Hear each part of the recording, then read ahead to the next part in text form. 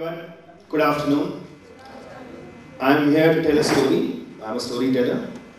And I'm here to tell the story about the form of storytelling that we work in. It's called Dastan Goi. I'll be talking about what Dastan Goi was, why it declined, and why we have decided to reinvent the form and what we've done with it. So the word Dastan Goi means, it's a compound of two words, Dastan and Goi. Dastans were epics, long stories, and Goi means to tell. There were hundreds and hundreds of Dastans, but the most famous one was the Dastan of Amir Hamza, supposedly an uncle of the Prophet Muhammad. The story begins at the time when the biggest emperor in the world is the emperor of Iran, Naseeruddin. He has a dream. He asks his minister the meaning of the dream. So the minister says, the dream means that your kingdom is in immense threat. Rebels are going to take over. So he says, what's the solution? So the minister says the solution is two young boys born in the city of Mecca in Arabia.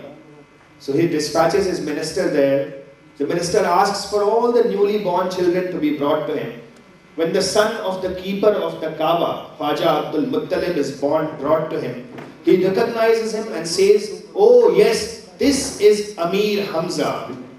He will be the slayer of evil, the establisher of righteousness, the most valiant, the most just man of his age, the auspicious lord of conjunction. Stories of his valor and his adventures will be recited for centuries to come. But there is also another friend of his that I am looking for. So in the city of Mecca, there was a camel rider who was a very greedy man. His wife was pregnant by about 7 months. So when he heard that there was a minister who had come to the city of Mecca and he was giving prizes and awards to all the newly born children, he went to his wife and started berating her and started getting angry with her. You always do the wrong thing at the wrong time. If you had to produce the son now, we would have got a lot of riches, our life would have been transformed, but you will never have any sense. He raved and ranted and raved and ranted and raved and ranted so much that the woman became nervous and the child was born on the spot. So he took the child and ran to the minister, gave the child to the minister and said, look, this is my son. So the minister took the son in his hands, looked at his face and said, oh, this is Amar Ayyar, Amar the trickster. His wile, his craftiness, his wiliness, his chicanery will know no end. He will take on the biggest of sorcerers and emperors and powerful men and defeat them using his sheer brains. He is going to be the naughtiest man on earth. He will be greedy like his father, but he will be a very close, loyal friend and companion to Amir Hamza. Having said that, he handed over Amar Ayyar to someone else, and after 2 minutes he discovered that he had a diamond ring which had gone missing. So they start searching for it and can't find it and discover that Amar Ayyar's cheeks are swollen. So they prise open his mouth and discover that the ring is actually there in his mouth. So Amar Ayyar is up to his antics from the moment of his birth. So Amar Ayyar and Amir Hamza then grow together. When they are 5 years old, the storytellers tell us that Paigambars, prophets descend from heaven and give them a lot of gifts and boons. Using those gifts and boons and using their talent and using their character, they grow up. Amir Hamza becomes a warrior of immense repute. Amar Ayyar is his friend. They travel all over the world. They travel in different countries. They travel to the other worlds as well. And everywhere they slay evil, they establish righteousness, and they establish justice. And stories of their exploits starts to be told first from the 8th century in Arabic and Persian. And then it spreads to places like Morocco, places like Bosnia, places like Georgia, Indonesia, Bengal, Gujarat. Stories are being told. These are stories, typically, like any epics anywhere, stories of love and war. Love and war, razm and bazm. This is what Homer's epics are. This is what the Ramayana is. This is what, in a sense, the Mahabharata is. The stories are always love and war. So the stories are very popular. At a certain point, they reach India. They are being Dastangos come to India. They reach the court of the Mughal Emperor Akbar. Akbar becomes immensely fond of these stories. He begins to recite them himself, and he commissions an artistic project called the Hamza Nama, which is depicting the life and adventures of Amir Hamza. Now this is very unusual because Mughal paintings are usually miniatures, they are very small in size. But in this case, the paintings that Akbar commissioned were 1 yard by 1.5 yards in size. Have a look at them. And these paintings have the text inscribed at the back, and sometimes the storyteller would stand behind these paintings of this size and recite the story, and the panels would be changed. But most often the storytellers didn't have any such aid. They were only reciting purely from memory, improvising, using only their voice and their hands, no musical accompaniment, no visual accompaniment, just the performance, and performing literature sometimes spontaneously. So Dastan Goi becomes popular in India at that time. A lot of courts, a lot of nobles have Dastangos or storytellers in their retinue. It continues to spread until about the 18th century, when new elements begin to enter the story of Amir Hamza. The story of Amir Hamza begins to get deeply Indianized. What happens at that time, till now, as we said, the stories consisted of razm and buzm, love and war. Now Indian storytellers add 2 new elements. They add an element called talism. Talism is a magical realm cast by a sorcerer, an enchanted spell, which looks like this world, but it has features and characteristics of its own. If you pluck a fruit in a talism, you don't know what's going to happen. The earth may explode, something else may happen. You know, the serpent may turn out to be a man, the man may turn out to be an ass. All kinds of possibilities exist in a talism. The other element they add is something called ayyari, which is trickstery. Amar Ayyar's trickstery is now a proper profession. Ayyars are masters of disguise, masters of changing their voices, masters of cunning and devices with which they don't know magic, but with which they take on powerful sorcerers and encounter them. With these tropes in place, the Dastans begin to be told first, now in Urdu, in places like Delhi, Rampur, but above all, Lucknow in northern India. And the Urdu storytellers began to expand on the stories, Till now the story was like basically 1 volume, but India being a land of stories, what is a story worth here if it's not 18,000 pages or something?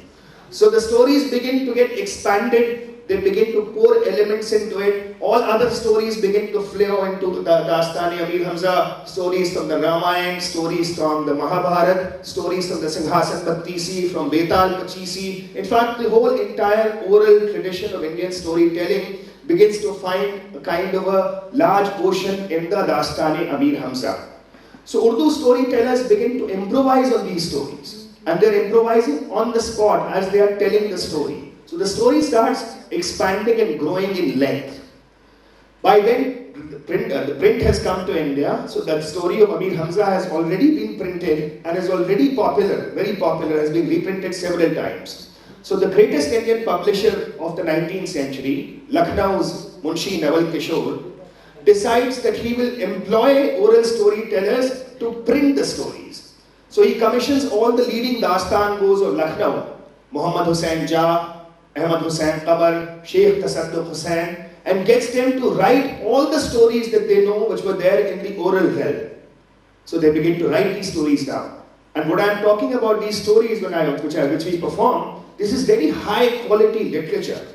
The only difference is that this literature, no one is sitting down at their desk and thinking and writing it down.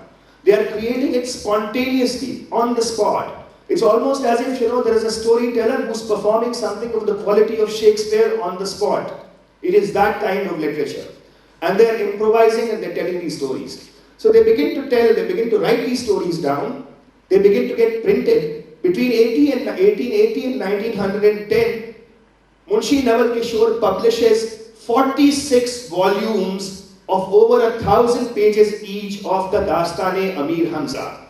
46,000 pages of a single story cycle, nothing of this size, nothing of this quality, and nothing of this length and breadth has ever been printed anywhere in the world, let alone something which is generated only purely out of an oral tradition of storytelling. So now a strange thing happens. A thing which was popular as an oral form of presentation, as an oral form of performance, begins to get a new lease of life as a written text to be read and enjoyed. But another stranger thing happens at the same time. By then, the colonial empire, the British Empire is at a high noon. And the British are deeply interrogating every aspect of Indian culture. They are denigrating culture, they are denigrating our literature, they are disparaging everything we have created. Our religion, our literature, our performances. So they begin to say, what is this Dastan Goi? It's vulgar, it's obscene. You know, there is no continuity here. It's very repetitive. There is no consistency. There is no inner thought. There is no growth of the characters. It's not a novel. The whole point of the Dastan is not to be a novel because it is an oral performance. Novel is something meant to be read. An oral performance is meant to be heard. But the Indians and the Urdu walas have been so dominated by the British imperial ideology that they internalize all this critique and they begin to say, oh, Dastans are useless, we should not have Dastans, we should not have, there's no point, there's no quality to it, there's no value to it. So once they have degraded their own heritage, Dastan Goi is further crushed by the onslaught of new media, theatre, television, cinema, gramophone. So much so that by 1928, when the last Dastango, Mir Bakar Ali, dies, Dastan Goi gradually disappears from northern Indian landscape. We who grew up reading Urdu never heard of it. It's never taught in Urdu syllabi. No university, Urdu university teaches it. The whole thing vanishes completely. Until in 1980, the greatest living Urdu writer, Mahmood Farooqui, prompted by the Colombian scholar Francis Pritchett, begins to look at Dastans. Over the next 20 years, he painstakingly collects those 46 volumes from different parts of the world. He studies the tradition and writes a book about it after 25 years of labor. Since then, he's written 5 books on it. I read his book first in 2000. When I read the book, I was incredibly struck by the majesty, the magnificence, and the beauty of the stories themselves. So I decided to do something to work on it, to revive it. I started thinking about making a documentary film, writing about it, until in 2005 when I was asked to do a lecture demonstration. Then I said, the best way to demonstrate the power of the stories is to tell the stories. So we did the first modern show of Dastango in 2005, and since they were, we couldn't do what the earlier Dastangos were doing. We had no role models before us, so I had to innovate. So I innovated to bring in 2 storytellers instead of 1. And other changes were made to it, which I'll come to in a little bit. And we begin to retell those stories. And now we tell the same stories. See, the earlier Dastangos, when they were performing to an audience who knew their stories, who knew their language. Our audience doesn't know the language that we speak in. Our audience doesn't know the stories. So we have to orientate them. We had to make the form more like theatre. So I'll just play you a sample of what we do. सागरे मुश्किबू फिरे मस्त बड़ मारते हर तरफ चले जिंद बन काटते हर तरफ तेरे फैज से हूँ मैं जादू कलाम फुसू सास मशहूर हो मेरा नाम वो फिक्रे दूं मैं जाहिदे खुश्क को चले मैं कदे की तरफ मस्त हो सिखा मुझको साकी वो अय्यारियां करूं जाकर वायस से मक्कारियां न हो हुर्मते दुख्ते रस का ख्याल बने रिंद का कौल सहरे हलाल जरा जाह फिर मैं कदे को चलो कि राहे तिलिस्मात दरियाफ्त हो। तो हाजरीन, जो जानता है वो जानता है, जो नहीं जानता वो जान ले कि दास्तान अमीर हमजा नाम है उन दास्तानों का जिनमें अमीर हमजा अमीर बातौकीर साहिब क़िरा के कारनामे बयान किए जाते हैं। अमीर हमजा बेटे सरदारे खाने काबा ख्वाजा अब्दुल मुत्तलिब के हैं और हुजूर पाक मोहम्मद सल्लल्लाहु अलैहि वसल्लम के चचा लगते हैं और इन दास्तानों में वो मुकाबला करते हैं उन साहिरों से और देवों से और हाकिमों से और शहजादों से जो खुद को खुदा कहते हैं। So I had to innovate in the sense that I had to make the form more closer to modern form of theatre. So we require lighting of a certain kind, we require a sound system of a certain kind in order to reach out to the audience which doesn't know our language, which doesn't know our stories. And using this form, we have now created a whole pool of stories. Since then we've done about over 800 shows. I have performers who've done over 100 shows with me. I have a team of over 25 people. We have created many different kinds of stories using this form. we've done stories on the partition of India, we've done stories on adapted Tagore's novel Ghore Baire into this form, we've done Alice in Wonderland, we've done Whoopi Gain, Bagha Bain, we've done Betal Pachisi, we've done various kinds of stories, including satires like the Dastangoi sedition, which was based on the case of the Chhattisgarh humanitarian worker and health worker Dr. Binayak Sen, who was slapped with the case of sedition. So I'll just play you a clipping from that. मैं सरकारी वकील से इस्तदा करूंगा कि हुजूर आप मुकदमे की कार्रवाई जारी। जी हुजूर। हुजूर जरा इनसे पूछिए कि इन्होंने दाढ़ी क्यों और उगाई थी तो मुलाई। दाढ़ी का जवाब दीजिए। दाढ़ी क्यों? दाढ़ी रखना कोई जुर्म है? नहीं, दाढ़ी रखना जुर्म नहीं है, पर जुर्म का परिचायक तो हो सकता है। एग्जैक्टली। हुजूर देखिए, मेरा कहना ये है कि ये ना तो मुसलमंडे हैं, ना सरदार, ना कोई गजेड़ी साधु। दाढ़ी क्यों, कैसे, किस लिए और क्यों कर? हुजूर सर्वविदित है कि इस समाज में जो लोग दाढ़ी रखते हैं वो एक खास मानसिकता वाले तत्व होते हैं और उनमें से अधिकतर विधि द्वारा स्थापित सरकार के विरुद्ध घृणा या अवमान या अप्रीति प्रतीत करने की चेष्टा करते रहते हैं। Thank you. So, the point I was trying to illustrate was, that you can use this form to tell any kind of story now, today, as we've done it over the last few years. The beauty of this form is its simplicity. You can do it and perform it anywhere. It's very easy to mount. It's very cheaply done. That doesn't mean that we are very cheap, but it is done very cheaply. So you can, perform it on a stage. You can perform it in a drawing room. You can perform it at a street corner, and we have performed at all those venues. Plus, you can tell any kind of story in this form. The other wonderful thing about this form as well is that, the unique thing about India's folk stories are, what we call folk stories, is folk stories cut across our class divide. Anyone from a street rickshaw driver to a bourgeois, MBA from IIM Lucknow can enjoy the story of Vijaydan Detha's Chauboli equally. So it unites us. The kinds of stories that we do are stories that anybody can enjoy, and it cuts across the class divide. That leaves the problem of language, because we perform in Urdu and not everybody understands Urdu in this country today. But then a lot of people may not be able to read or write Urdu, but they have a taste for Urdu. They have a taste for Urdu because they listen to Urdu in our film songs. They listen to Urdu on our radio, and they listen to Urdu on a person in India, I think, who has not heard or recited a sher in their lives. It is often recited in parliament. So there is a very wide taste for Urdu, which is something that aids our work. So over the next 10 years, we hope to have many more stories, hundreds of stories, hundreds of tellers, and hundreds of thousands of audiences. Thank you very much.